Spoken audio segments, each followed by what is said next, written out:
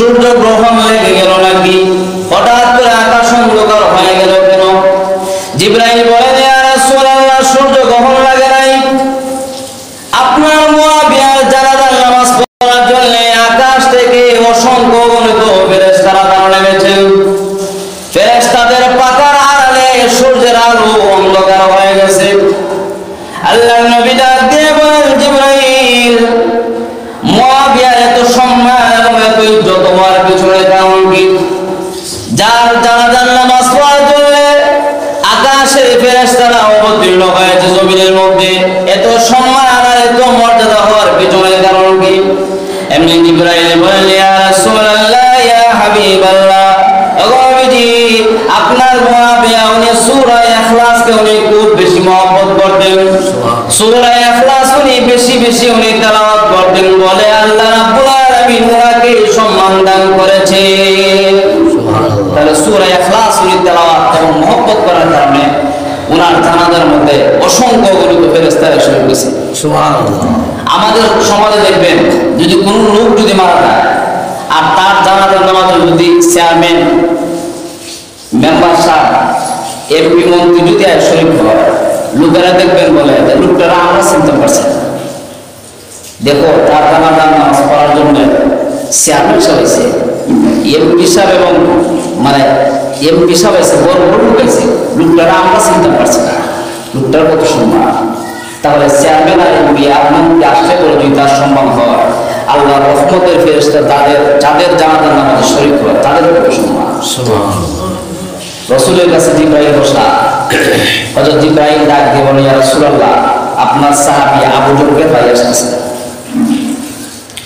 আল্লাহর নবী বলেন, হে জিবরাইল, আপনি কি আবু যর গিফারী বলছেন?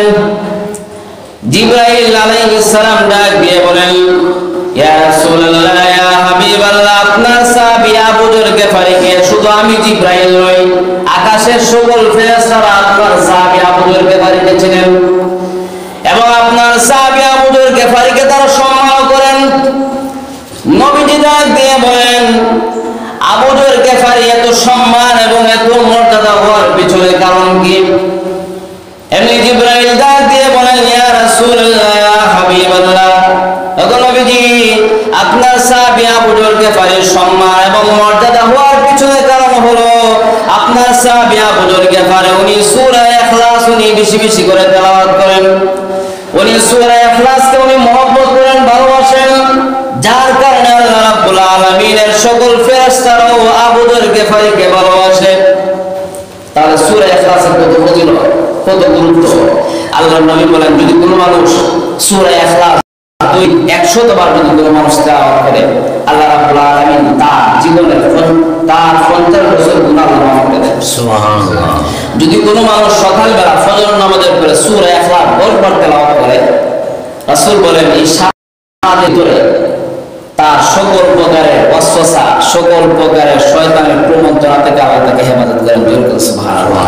রাসূল আর হাদিসে বলেন, যদি কোনো মানুষ সূরা ইখলাস 3 বার তেলাওয়াত করে, তাহলে তার আমলনামায় এক কদম কোরআন শরীফ পড়লে যে পরিমাণ সওয়াব, এই পরিমাণ সওয়াব তার আমলনামায় লেখা হবে। বড় দুঃখের বিষয় হলো কুল হুয়াল্লাহ সূরা, কুল হুয়াল্লাহ সূরা, ছোট সূরা, এই সূরাটা অনেকে তেলাওয়াত করতে পারে না। আছে না? আছে। অসংখ্য লোক আছে যারা কুল হুয়াল্লাহ সূরা বলে, যদি বলা হয় যে তেলাওয়াত করে একটু, তো বলে কুল হুয়াল্লাহু আহাদ, কুল হুয়াল্লাহ, কুল হুয়াল্লাহ, কুল হুয়াল্লাহ।